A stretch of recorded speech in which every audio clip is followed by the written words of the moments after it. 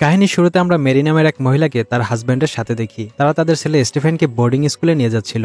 Stephen একদম শান্ত ছেলে, কিন্তু কখনো কখনো তার আচরণ অনেক খারাপ হয়ে যায়। আসলে ছোটবেলায় স্টিফেনের মা মারা যায়। এরপর তার বাবা মেরিকে বিয়ে করে। সৎমা হওয়া সত্ত্বেও মেরি স্টিফেনের খেয়াল রাখে। মেরি পেশায় একজন চাইল্ড সাইকোলজিস্ট। স্টিফেনের আচরণ আগের চেয়ে আরো খারাপ হতে থাকে এবং তার ব্যবহারে কোনো সংশোধন হচ্ছিল না। তাই মেরি বলে স্টিফেনকে বোর্ডিং স্কুলে পাঠানোই সঠিক সিদ্ধান্ত হবে। এরপর স্টিফেনের বাবা তাকে গাড়িতে উঠিয়ে বোর্ডিং স্কুলে দিতে বের হয়ে যায়। এতে স্টিফেন অনেক রেগে ছিল। তার মনে হচ্ছিল তার বাবা মা তাকে দূর করে দিচ্ছে, কিন্তু তার বাবা তাকে বোঝায় যে দেখো, এই সিদ্ধান্ত তোমার ভালোর জন্যই নিয়েছি। কিন্তু স্টিফেন তার কথা শুনে না, আর দুজনের মধ্যে ঝগড়া চলতে থাকে। স্টিফেন রেগে গাড়ির স্টিয়ারিং ধরে রাখে। এতে তার বাবার গাড়ির উপর থেকে নিয়ন্ত্রণ হারিয়ে যায়, আর ওদের গাড়ি ভয়ঙ্কর অ্যাক্সিডেন্ট হয়ে যায়। স্টিফেনের বাবার মৃত্যু হয়, আর স্টিফেন কোমায় চলে যায়। এর 6 মাস পর আমরা স্টিফেনকে দেখি। সে বেঁচে তো আছে, কিন্তু কোনো প্রতিক্রিয়া ছিল না। মানে সে প্যারালাইজড হয়ে গেছে। তাকে সবসময় দেখাশোনা করতে হয়। সে বেশিরভাগ সময় হুইল চেয়ারে থাকে। মেরি তাকে রোজ গোসল করায়, খাওয়ায়, ওষুধ দেয় এবং তার সব খেয়াল রাখে। মেরি তার হাজবেন্ডের মৃত্যুর পর আর নিজের ছেলের এই অবস্থা হওয়ার পর পুরোপুরি একা হয়ে পড়ে। একটি ছোট ছেলে যার নাম টম, আর এই ছেলেটা বোবা। সে মেরির পেশেন্ট। টমের বাবা মা ছিল না, আর সে একটি বোর্ডিং স্কুলে থাকতো। তবে টম ওখানের একটি ছেলের হাত ভেঙে দিয়েছিল। এজন্য তাকে অন্য জায়গায় ট্রান্সফার করে দেওয়া হয়। তাই কয়েক মাস টমের চিকিৎসা করানো হয়। মেরি টমের সাথে প্রশান্তি অনুভব করে। তার মনে হচ্ছিল যদি টম কয়েকদিন তার সাথে থাকে তাহলে সে হয়তো আবার কথা বলতে পারবে। কিন্তু সরকারি অফিসার মেরির কথা শোনে না, আর টমকে নিয়ে যায়। রাতে মেরি তার ডক্টর বন্ধুর সাথে ভিডিও কলে কথা বলছিল। মেরি বলে সে এখন আর স্টিফেনের খেয়াল রাখতে পারছে না। তার অবস্থা দিন দিন খারাপ হয়ে যাচ্ছে। তাই আমাকে না চাইতেও তাকে হোম কেয়ারে রাখতে হবে। মেরি মনে করে সে একজন ভালো মা হতে পারেনি। সে নিজের কাজের পাশাপাশি নিজের ছেলের খেয়াল রাখতে পারছে না। এরপর মেরি বাথটবে স্টিফেনকে গোসল করাচ্ছিল, কিন্তু হঠাৎ সে স্টিফেনকে মারার জন্য পানিতে ডুবিয়ে ধরে। কারণ স্টিফেনের অবস্থার কোনো উন্নতি হচ্ছিল না। তাই মেরি ভাবে স্টিফেনকে মেরে তাকে এই কষ্ট থেকে মুক্তি দেবে। কিন্তু এসব শুধুমাত্রই মেরির একটি খারাপ স্বপ্ন ছিল। সে অনেক ভয় পেয়ে যায়। তখন ঘরের বাইরে কিছু শব্দ শুনতে পায়। সে সাহস করে রাতের অন্ধকারে বাইরে বের হয়। মেরি নিজের গাড়ির হর্নের শব্দ শুনতে পায়। তাতে সে ভয় পেয়ে যায়। তার মনে হচ্ছিল যে ঘরের আশেপাশে কেউ রয়েছে। তাই সে পুলিশকে কল করে। তারপর সাহস করে নিজের গাড়ির কাছে যায়। মেরি দেখে যে তার গাড়ির জানালা ভেঙে আছে, আর গাড়ির ভেতরে টম। টম মেরির সাথে থাকতে চায়, তাই সে এখানে চলে আসে। মেরি তাকে ঘরের মধ্যে নিয়ে আসে, আর পুলিশকে কল করে বলে এখন সবকিছু ঠিক আছে। তারপর মেরি সরকারি চাইল্ড কেয়ারে কল করে, আর টমের ব্যাপারে জানায়। মেরি ফোনে কথা বলছিল, তখন হঠাৎ ঘরের দরজা বন্ধ হয়ে যায়। যখন মেরি টমের কাছে আসে তখন দেখে টম ঘরে নেই। সে দেখে ঘরের দরজা খোলা রয়েছে। মেরি টমকে বাইরে খোঁজে, কিন্তু সে তাকে কোথাও খুঁজে পায় না। তার মনে হচ্ছিল যে টম পালিয়ে গেছে। তাই সে পুলিশকে কল করে জানায়। পরের দিন পুলিশ মেরির ঘরে আসে। এই শহরে অনেক বেশি ঠান্ডা থাকায় বাইরে বরফ জমে যায়। পুলিশের মনে হচ্ছিল যে টম কোথাও হারিয়ে গেছে, আর এত ঠান্ডায় হয়তো তার মৃত্যু হয়েছে। এই কথা শুনে মেরি একদম ভেঙে পড়ে, কারণ সে টমের অনেক কাছাকাছি ছিল। রাতে যখন মেরি ঘুমাচ্ছিল তখন হঠাৎ তার চোখ খুলে যায়। তখন সে আজব কিছু শব্দ শুনতে পায়। তাতে মেরি অনেক ভয় পেয়ে যায়। সে দেখার জন্য ঘর থেকে বাইরে বের হয়, কিন্তু সে কিছুই দেখতে পায় না। এভাবেই মেরি অনেক রাতে আজব কিছু শব্দ শুনতে পায়, যেন বাইরে কেউ হাঁটাহাঁটি করছে। কখনো কখনো জানালা নিজে থেকে খুলে যায়, তো কখনো বিদ্যুৎ চলে যায়। এক রাতে মেরির রুমে টম চলে আসে এবং তার মুখ চেপে চুপ থাকতে বলে। পরের দিন সকালে মেরি ডক্টরের সাথে কথা বলার ব্যাপারে চিন্তা করে, কারণ তার মনে হচ্ছে কোনো ভূত তার সাথে এসব করছে, অথবা তার মাথায় কোনো সমস্যা হয়েছে। এইসব কারণে মেরি খুব চিন্তিত হয়ে পড়ে। সে তার ডক্টর বন্ধুকে এইসবের ব্যাপারে জানায়। ডক্টর তাকে বলে তোমার স্লিপ ডিসঅর্ডার সহ আরো কিছু প্রবলেম রয়েছে, যার কারণে তুমি টমকে দেখতে পাও। সে মেরিকে বেশি চিন্তা না করার পরামর্শ দেয়, আর তাকে কিছু ওষুধ খেতে বলে এবং তার ব্লাড টেস্ট করাতেও বলে। কিন্তু মেরি বলে আমার কোনো রোগ নেই, আমি আমার নিজের চোখে এসব দেখেছি আর শুনেছি।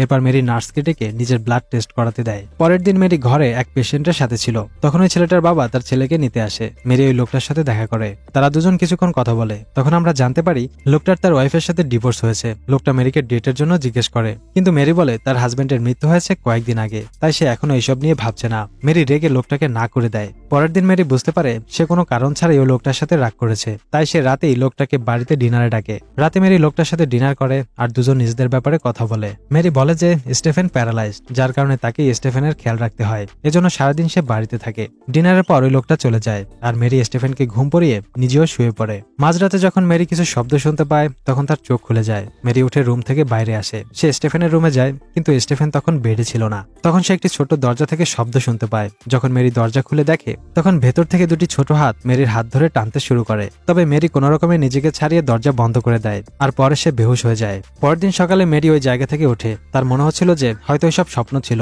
আর সে ঘুমের মধ্যে চলছিল। চলছিল।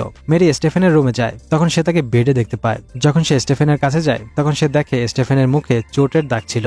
এটা দেখে মেরি ভয় পেয়ে যায়। এরপর মেরি নিউজ থেকে জানতে পারে যে টম মারা গেছে। এটা জেনে মেরির অনেক কষ্ট হয়। এখন তার মনে হচ্ছিল যে টমের আত্মা তাকে বিরক্ত করছে। এই ব্যাপারে সে আবারও তার ডক্টর বন্ধুর সাথে কথা বলে, কিন্তু সে বলে এসব তোমার ভ্রম। মেরি বলে আমি জানি না আমার সাথে কি হচ্ছে। আমি ঘরের বেসমেন্টে ফ্লোরে কারো হাঁটার শব্দ আর দরজা খোলা ও বন্ধ হওয়ার শব্দ শুনতে পাই। ডক্টর তাকে শান্ত থাকার পরামর্শ দেয় আর ব্লাড রিপোর্ট না আসা পর্যন্ত অপেক্ষা করতে বলে। ওই সময় মেরির ঘরে সেই লোকটা আসে যে মেরিকে ডেটের জন্য জিজ্ঞেস করেছিল। লোকটা মেরিকে বলে সাইক্লোন আসছে, তাই তোমার ছেলেকে নিয়ে কোনো সুরক্ষিত জায়গায় চলে যাওয়া উচিত। কিন্তু মেরি লোকটার কথা শোনে না। সে লোকটার থেকে জানতে পারে যে টম মরেনি, বরং এখনো নিখোঁজ। আসলে পুলিশ টমের বয়সী অন্য কারো বডি পেয়েছিল। এটা শুনে মেরি কিছুটা স্বস্তি পায়। কিছুক্ষণ পর মেরির কাছে তার ডক্টর বন্ধুর কল আসে। মেরির ব্লাড রিপোর্ট চলে এসেছে, যেটা দেখে ডক্টর মেরির উপর রেগে যায় আর বলে তুমি বিভিন্ন রকমের ওষুধ খাচ্ছ। যদি তোমার ঘুমের ওষুধ দরকার ছিল তাহলে তুমি আমাকে বলতে পারতে। তোমার স্টেফেনের ওষুধ খাওয়ার কি প্রয়োজন ছিল? এটা শুনে মেরি বলে সে কোনো ওষুধ খায়নি। তারপর বলে আমি এই ব্যাপারে পরে কথা বলছি। সে কল না কেটে ভুল করে ওখান থেকে চলে যায়। তখন সে বেসমেন্টে কিছু শব্দ শুনতে পায়। মেরি সেটা দেখার জন্য যায়। এদিকে ডক্টর ল্যাপটপের স্ক্রিনে মেরির ঘরে স্টেফেনকে দেখতে পায়। এটা দেখে ডক্টর অবাক হয়ে যায় আর এই ব্যাপারে মেরিকে বলার জন্য কল করে। কিন্তু মেরি বেসমেন্টে ছিল। সে ওখানে টমকে দেখতে পায়। তখন ওখানে স্টেফেন চলে আসে আর মেরিকে মেরে বেহুশ করে দেয়। কিছুক্ষণ পর যখন মেরির জ্ঞান ফেরে তখন সে নিজেকে বাথটবে ওয়াইট দিয়ে বাঁধা দেখে। স্টেফেন তাকে নিজের হাতে ওইভাবে গোসল করাচ্ছিল যেভাবে মেরি তাকে করাতো। মেরি অবাক হয়ে জিজ্ঞেস করে তুমি আমার সাথে এসব কেন করছো? স্টেফেন বলে যেভাবে তুমি আমার খেয়াল রাখতে ওইভাবে আমিও এখন তোমার খেয়াল রাখবো। আসলে স্টেফেন একজন মানসিক রোগী। ছোটবেলায় তার মায়ের মৃত্যু হয়েছিল। তারপর থেকে তার সৎ মা মেরি তাকে লালন পালন করেছে। কিন্তু যখন স্টেফেন কিছুটা বড় হয় তখন সে মেরির প্রতি অ্যাট্রাক্ট হয়ে পড়ে আর সবসময় তার সাথেই থাকতে চায়। কিন্তু যখন তাকে মেরির থেকে দূরে পাঠানো হয় তখন তার এসব সহ্য হয় না। স্টেফেন মেরিকে বলে সে ইচ্ছে করেই গাড়ি অ্যাক্সিডেন্ট করিয়েছে আর নিজের বাবাকে মেরে ফেলেছে। অ্যাক্সিডেন্টের পর তার বডি প্যারালাইজড হয়নি। স্টেফেন এসব নাটক করেছে যেন সে মেরির সাথে থাকতে পারে। তার মনে হয় যে মেরির উপর শুধুই তার হক রয়েছে। স্টেফেনের ভালোবাসা কোনো প্রেম ছিল না। সে একজন অসুস্থ আর ভয়ঙ্কর অত্যাচারী ছিল, যেখানে ভালোবাসা নয় শুধু পাওয়ার ইচ্ছা আর এক পাগলামি ছিল। স্টেফেন আরো বলে সবকিছু ঠিকঠাক চলছিল, আমিও খুশি ছিলাম। কিন্তু তারপর টম চলে আসে, যার সাথে মেরি ঘোরাঘুরি করতে শুরু করে। টমের জন্য মেরি স্টেফেনের থেকে দূরে সরে যাচ্ছিল। এই ব্যাপারটা স্টেফেনের ভালো লাগে না। তাই ওই রাতে যেদিন মেরি টমকে ঘরে এনেছিল তখন স্টেফেন টমকে কিডন্যাপ করে বেসমেন্টে আটকে রাখে। স্টেফেন মেরিকে বলে আমি আমার ওষুধ তোমার খাবারে দিয়েছি যাতে তোমার ভ্রম হয়। আর যখন তুমি একবার টমকে দেখেছিলে তখন তোমার মনে হয়েছিল যে সেটা স্বপ্ন ছিল, কিন্তু ওই দিন তুমি সত্যি টমকে দেখেছিলে। তখন সে আমার থেকে পালাচ্ছিল। মানে মেরি যা কিছু ঘরে দেখেছে আর শুনেছে তা সবকিছু সত্যি ঘটেছিল। স্টেফেন এক সাইকো আর ভয়ঙ্কর ছেলে। সে কাউকে নিজের জায়গা দিতে চায় না। তাই সে টমকে মেরে মেরিকে নিজের সাথে রাখতে চায়। সে মেরিকে একটা ওষুধ জোর করে খাওয়ায়। তারপর মেরিকে বাথটবে বেঁধে রেখে টমকে মারতে চলে যায়। ওদিকে মেরির ডক্টর বন্ধু গাড়ি নিয়ে মেরির বাড়ির দিকে আসছিল। এখানে মেরি কোনো রকমে নিজেকে ছাড়িয়ে নেয় আর বমি করে নিজের পেট থেকে ওই ওষুধ ফেলে দেয়। এরপর মেরি বেসমেন্টে যায় যেখানে টম বাঁধা ছিল আর স্টেফেন টমকে মারার জন্য রেডি হচ্ছিল। মেরি তাকে বোঝায় আর বলে তুমি টমকে ছেড়ে দাও। কিন্তু স্টেফেন বলে তুমি আমার জায়গা তাকে দিয়েছো, আমি এটা হতে দেব না, আমি তোমার সাথে থাকতে চাই।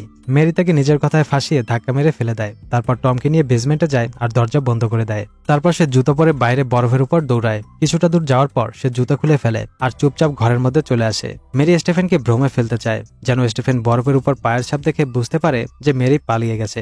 স্টেফেন যখন তাকে খুঁজতে বের হবে তখন সে টমকে নিয়ে পালাবে। মেরি জানে এখন যদি সে টমকে নিয়ে পালায় তাহলে বরফের মধ্যে বেশি দূর পালাতে পারবে না আর তার কাছে কোনো গাড়িও ছিল না। তাই স্টেফেন তাকে ধরে ফেলবে। এজন্য সে টমকে নিয়ে আলমারির মধ্যে লুকিয়ে পড়ে। ওদিকে স্টেফেন বেসমেন্টের দরজা ভেঙে বাইরে চলে আসে। সে দেখে ঘরের মেইন দরজা খোলা রয়েছে, কিন্তু তখন তার নজর চলে যায় দরজার কাছে পড়ে থাকা বরফের টুকরার উপর। সে বুঝতে পারে যে মেরি ঘরের মধ্যেই রয়েছে। তারপর স্টেফেন তাকে পুরো ঘরে খুঁজতে থাকে। এরই মধ্যে মেরির ডক্টর বন্ধু ওখানে চলে আসে আর মেরিকে ডাকতে থাকে। হঠাৎই স্টেফেন তার কাছে চলে যায়। ডক্টর কিছু বুঝে ওঠার আগেই স্টেফেন তার পেটে চাকু ঢুকিয়ে দেয়। এরপর স্টেফেন ঘরের সব দরজা জানালা স্থায়ীভাবে বন্ধ করে দেয়, তবে মেইন দরজা খোলা রাখে। যেন দরজা খোলা দেখে মেরি পালানোর চেষ্টা করে তখন স্টেফেন তাকে ধরে ফেলবে।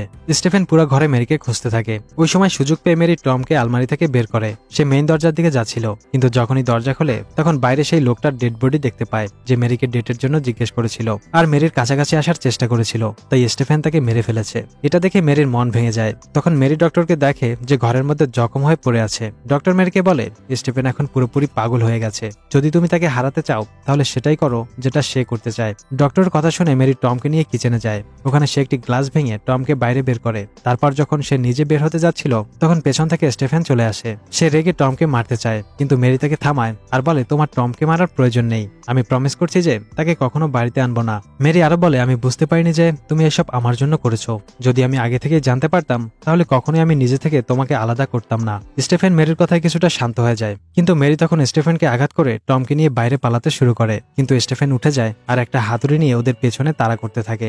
মেরি আর টম পালাতে পালাতে একটি ঝিলের কাছে চলে আসে। স্টিফেন টমকে ধরতে আসছিল, এটা দেখে মেরি স্টিফেনকে থামানোর চেষ্টা করে, কিন্তু স্টিফেন তাকে ধাক্কা মেরে ফেলে দেয় আর টমকে ধরে ফেলে। স্টিফেন টমের গলা ধরে তাকে ঠান্ডা পানিতে ডুবিয়ে মারার চেষ্টা করে। তখন মেরি বরফের উপর পড়ে থাকা স্টিফেনের হাতুড়ি উঠায় আর পেছন থেকে স্টিফেনের মাথায় সর্বোচ্চ শক্তি দিয়ে আঘাত করে। একই আঘাতে স্টিফেনের মৃত্যু হয়ে যায়। মেরি ঝিল থেকে টমকে টেনে উপরে তোলে আর সে এখন সুরক্ষিত।